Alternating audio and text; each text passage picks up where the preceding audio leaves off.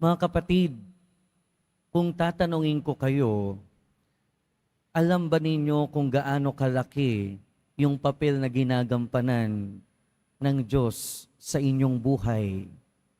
Nare-realize ba natin kung gaano kalaki yung kinikilos at yung pagmamahal na ipinadarama sa atin ng Diyos sa bawat sandali ng ating buhay? Paminsan-minsan, meron tayong engkwentro, meron tayong pagtatagpo sa ating Panginoong Diyos. At sa ating ebanghelyo, ito yung nangyari kay Simon.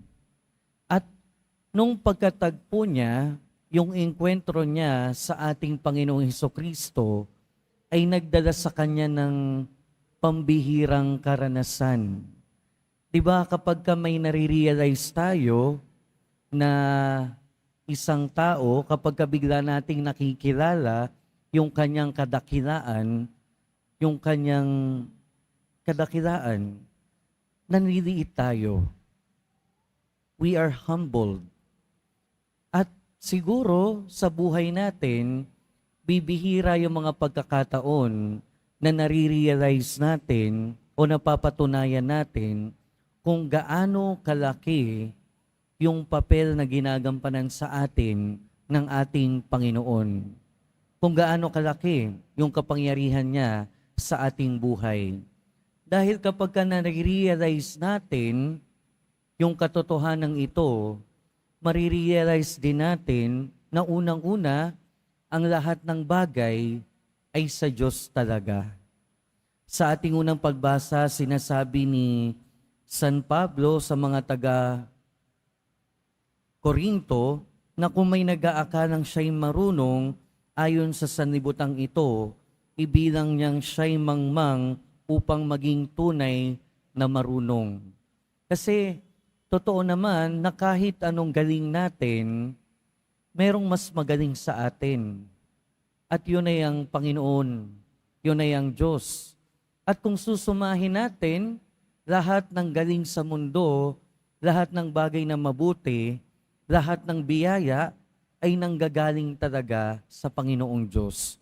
Kaya wala tayong karapatan talaga na magmagaling. At hindi na kailangang makipagpagalingan pa sa ating kapwa. Dahil at the end of the day, ang lahat naman ng galing ay nanggagaling sa Diyos. At marirealize lang natin ito kung talagang alam natin, kung na-encounter natin yung galing ng Diyos sa ating buhay. Yung talino at karunungan ng Diyos sa ating buhay. Pangalawa, kung nare-realize natin yung karunungan at yung papel na ginagampanan ng Diyos sa ating buhay, kung gaano ito kalaki, gugustuhin nating makinig sa Kanya.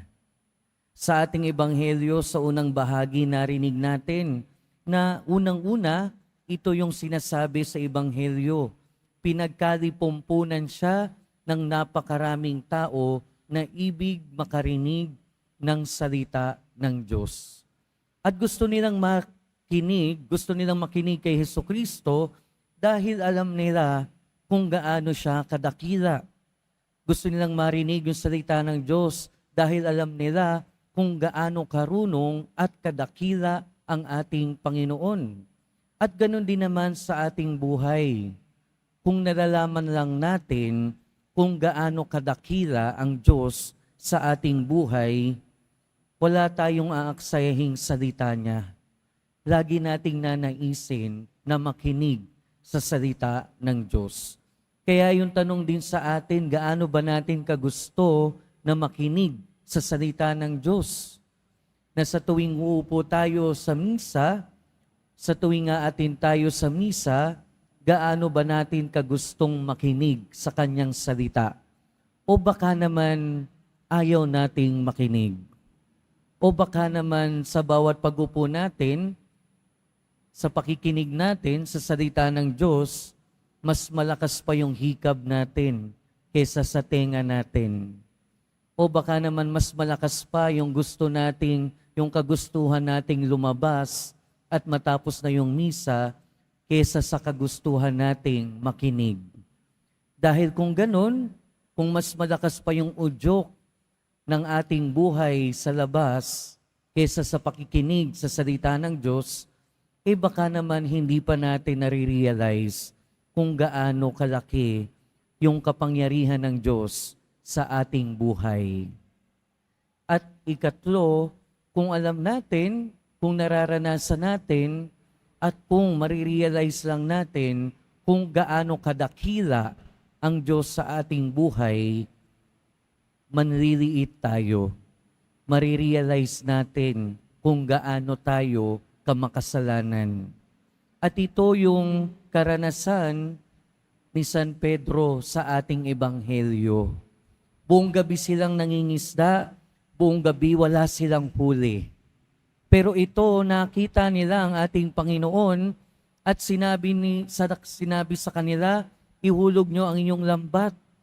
At hindi naman sila nabigo, punong-puno yung 2 bangka at halos humingi pa nga sila ng tulong para lang mabuhat nila, madala nila sa bangpang yung mga isda.